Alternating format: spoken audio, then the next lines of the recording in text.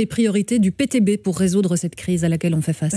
Tout d'abord, je pense qu'il faut effectivement lever le numerus clausus et permettre à beaucoup plus d'étudiants d'accéder aux études de médecine. Mais de l'autre côté, je pense qu'il faut aussi questionner le modèle. Aujourd'hui, du médecin généraliste solo, c'est passé. Donc, il faut aller vers un modèle multidisciplinaire, comme on fait dans les maisons médicales, où le médecin généraliste peut trouver une qualité de vie, mais aussi un soin avec des autres disciplines, une aide administrative aussi, pour combattre la surcharge et une garde très bien organisée. Ça, c'est important aussi. Donc, pour nous aussi, c'est important au niveau des soins de santé que, par exemple, la première ligne et la prévention, nous demandons que ce soit refédéralisé. Ainsi, la médecine générale va vraiment du préventif au curatif et on peut gérer ainsi de manière territoriale les besoins de la population. On lève tous les quotas, comment est-ce qu'on fait concrètement selon le PTB? Oui, je pense que quand on regarde les besoins qu'il y a vraiment, parce qu'aujourd'hui la commission de planification, elle calcule plutôt par rapport au nombre de médecins qui sont disponibles et qui seront disponibles, mais elle n'arrive pas vraiment à qualifier les besoins qu'on aura en nombre de médecins. Et donc effectivement, si on lève les quotas, nous on pense qu'au lieu de 3000 médecins, il en faudrait plus ou moins 4000 autorisés chaque année et ainsi avoir au moins la moitié qui va choisir la médecine générale pour ainsi avoir assez de médecins généralistes sur le terrain. Tant qu'on est encore sur la question des études, Sophie Merckx, comment est-ce qu'on fait bouger les choses au-delà du numerus clausus? Est-ce qu'il y a au niveau de l'examen d'entrée des choses qu'il faut modifier? Est-ce qu'il y a des quotas au moment où on sort des études, par exemple des quotas géolocalisés? Est-ce qu'il faudrait dire on a un numéro INAMI à partir du moment où on pratique dans une zone en pénurie? Quels sont les éléments qu'on peut faire bouger sur les études encore selon vous? Moi, je ne pense pas qu'il faut forcément travailler par la contrainte, mais il faut travailler par la motivation. Et donc, il faut savoir que médecin généraliste, en fait, c'est non seulement un métier passionnant, mais c'est aussi super important d'avoir des bons généralistes, parce que c'est vraiment la porte d'entrée dans le système de soins de santé pour le patient. Il va avoir une vue globale et il touche un peu à tout. Vous le dites, mais comment est-ce qu'on fait pour que les étudiants en médecine en soient convaincus? Et donc, pour ça, je crois qu'il faut travailler à revaloriser ce métier dans les facultés déjà. Il faut en parler de cette façon-là et d'une manière vraiment positive. Et là, le politique peut avoir une influence, Oui, bien sûr. Et deuxièmement, je crois qu'aussi, ce qui fait peur aux jeunes généralistes maintenant, c'est justement cette pénurie et cette charge de travail énorme face auquel ils sont seuls. Et c'est pour ça que je dis, il faut questionner le modèle et il faut vraiment encourager ce modèle multidisciplinaire où le médecin généraliste n'est pas seul mais il est avec des collègues, non seulement des collègues médecins mais aussi d'autres disciplines comme des infirmières, des psychologues, des assistantes sociaux mais aussi du personnel pour le soulager au niveau administratif et ainsi il peut non seulement avoir une qualité de vie qui est meilleure mais aussi une qualité de soins à apporter aux patients. Et donc ça, je crois que c'est vraiment les clés pour avoir plus de médecins généralistes. Sur étaler en fait les tâches et éventuellement confier beaucoup plus à des infirmiers, à des kinés, etc. certaines tâches qui ne reposent pas uniquement sur les épaules du généraliste, ça vous semble être une option? Oui, tout à fait. Et c'est ce que nous faisons déjà dans les maisons médicales, par exemple, comme où je travaille, on travaille réellement en multidisciplinaire, mais pour ça, il faut changer le système de financement.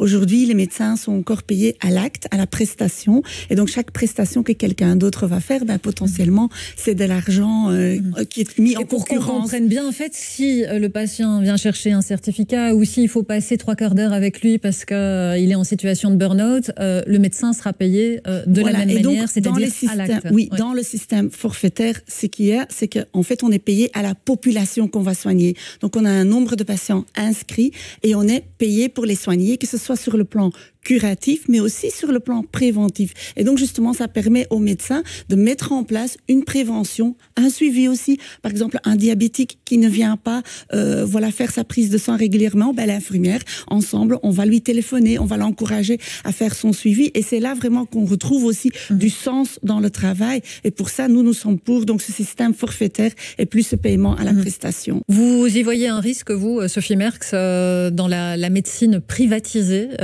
y compris pour la médecine générale? Oui, je pense qu'au niveau de la médecine à deux vitesses, on y est déjà. En partie, les gens peuvent, quand ils téléphonent à l'hôpital, par exemple, c'est le rendez-vous dans 5 mois. Mais si c'est la consultation privée, moyennant un supplément parfois de 100 €, par exemple, là, on a un rendez-vous dans la semaine qui suit. Et donc, c'est vrai que ce phénomène est en train de s'amplifier pour le moment. Et on voit effectivement des cliniques privées. Au niveau de la médecine générale, on le voit pas encore beaucoup.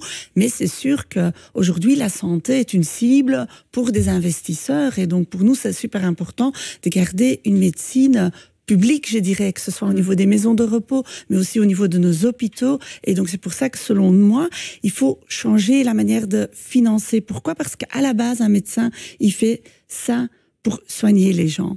On fait ces études-là pour soigner les gens et pour mettre notre talent, je dirais, et nos compétences au service du patient. Mais aujourd'hui, la manière dont est financé l'hôpital, entre autres, en fait, ça met complètement à mal cette motivation première et du coup, tout est fait à la prestation et au volume. Et c'est ça qui rend aussi notre système malade. Pourquoi il y a autant d'infirmières qui quittent l'hôpital aujourd'hui? Aussi parce qu'elles voient que ça devient comme une usine.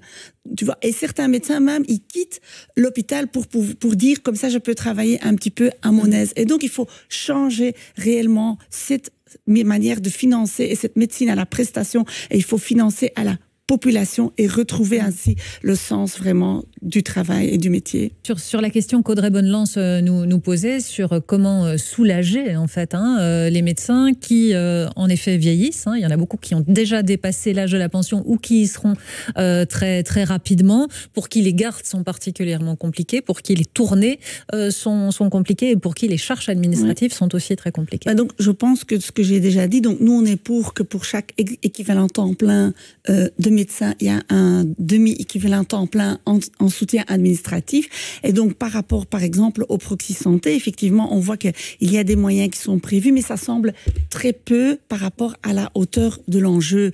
Et donc, quelque chose qui menace aujourd'hui, je pense, les soins de santé, c'est le fait qu'on nous annonce des économies au niveau européen. Et ça, c'est quelque chose qui risque de réellement impacter l'ensemble des généralistes et des patients de manière générale. Donc, le bureau du plan a calculé que pour répondre aux besoins, on a besoin d'une norme de croissance d'au moins 3,5 %.